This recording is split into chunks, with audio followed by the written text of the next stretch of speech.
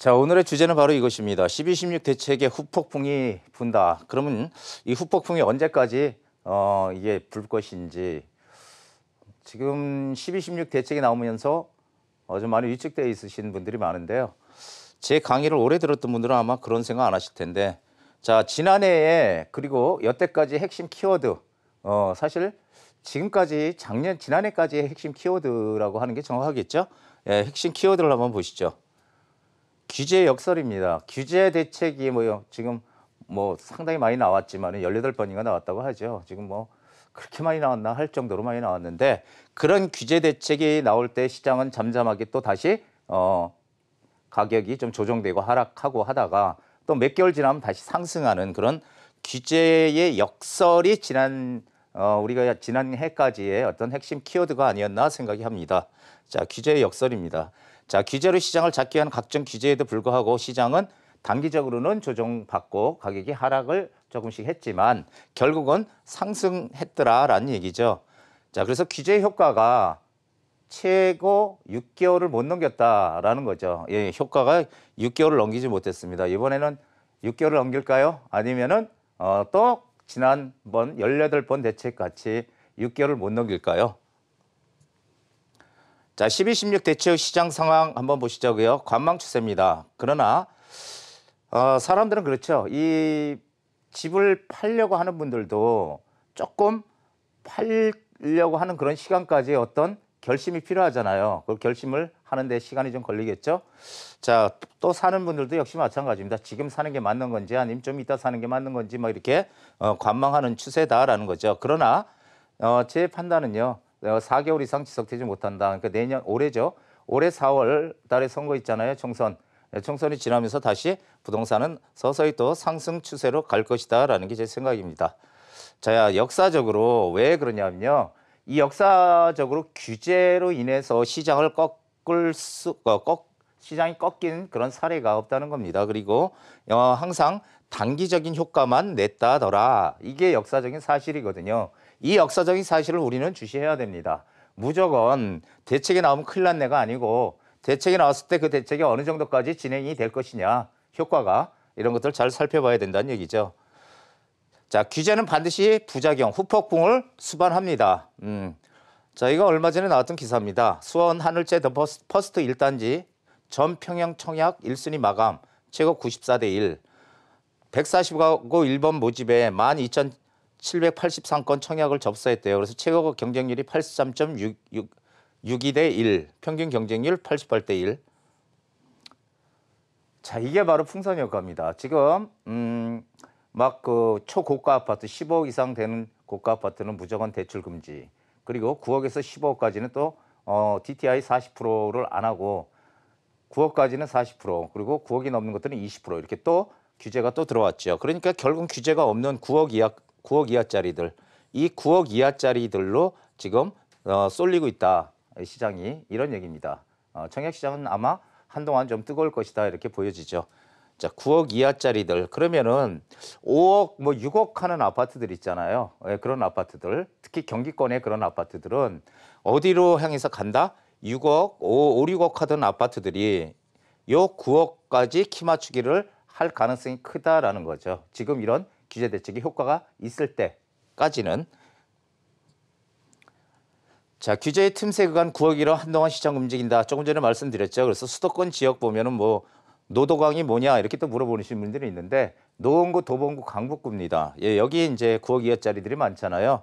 예, 그리고 호재도 많이 있습니다. 그러다 보니까 이 노도강, 노원구, 도봉구, 강북구, 물론 노원구, 도봉구, 강북구에 어떤 지역으로 들어가느냐가 중요해요. 거기서도 다가 아니고. 예.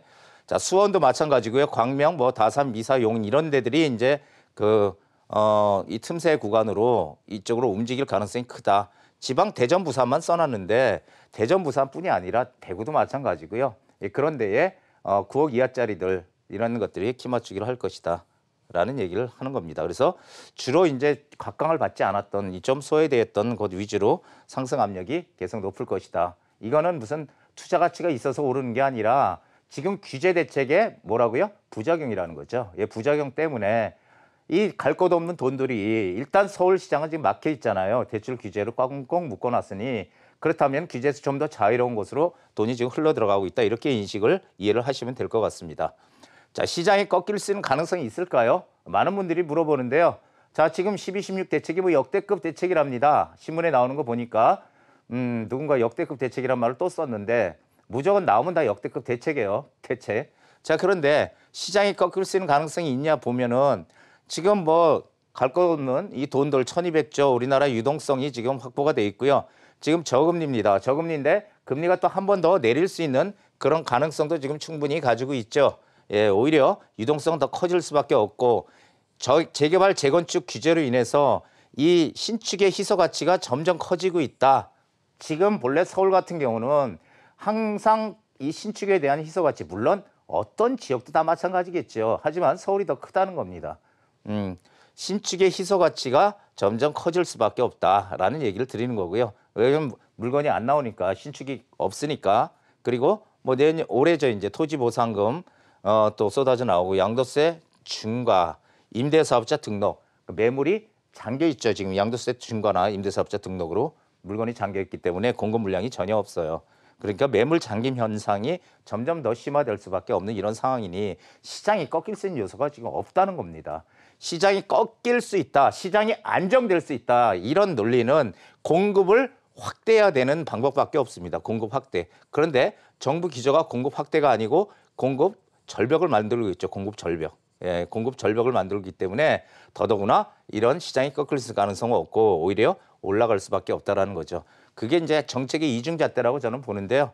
한편으로는 지금 우리 경제가 안 좋으니까 경제 회복을 위해서 막대한 재정 지출을 하고 있습니다. 이제 할 겁니다. 올해 또. 자, 그리고 또 한편으로는 세금, 증세로 인한 소비 감소, 그리고 거래 실종으로 인한 경제 위축, 이런 시기는 부동산 정책, 지금 양쪽으로 지금 한쪽은 경제 회복을 위해서 노력을 하고 있는데 한쪽은 오히려 경제 회복을 위축시키는 이런 지금 정책을 피고 있다라는 거를 상당히 저는 심각하게 생각하고 있습니다. 그래서 이런 것들이 좀 일치가 돼야 되는데 지금 일치가 안 되고 있다라는 거죠.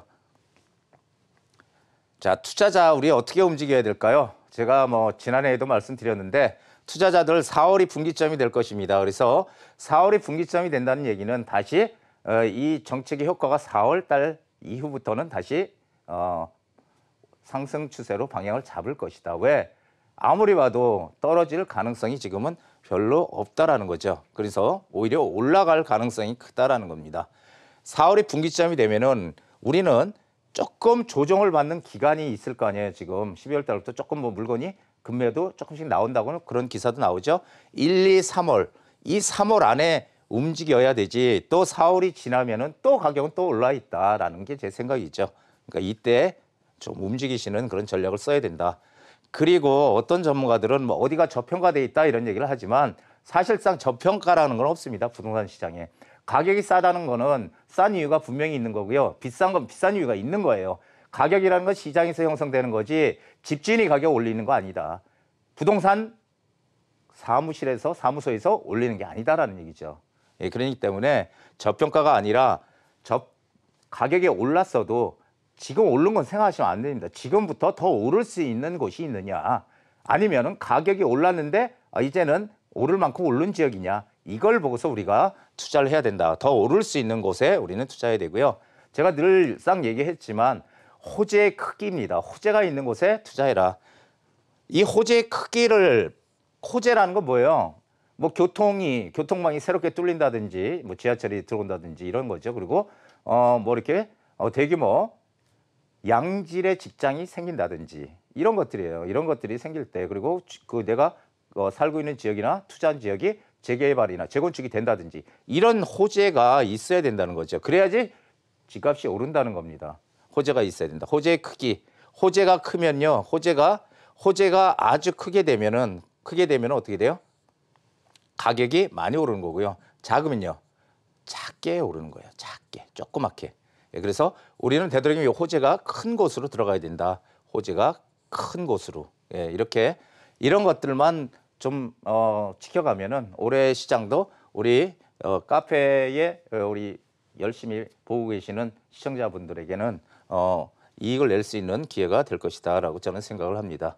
그리고 또 하나는 서울에 투자하는 분들은 이 서울시의 계획이 중요한 거고요. 부산은 부산시, 울산은 울산시, 뭐 다 마찬가지죠.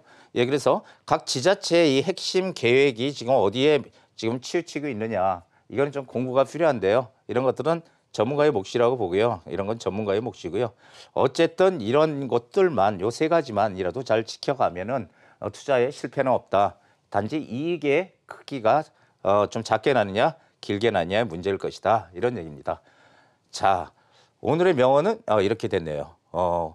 우리 시청자분들 올해 쥐해잖아요. 경자년. 경자년에는 우리 시청자들도 저와 같이 건강하시고요. 항상 건강하시고 또 긍정적인 일들 많이 생각들 많이 가지셔서 올해는 좋은 일들만 가득한 그런 새해가 한 해가 되시기를 진심으로 기원합니다.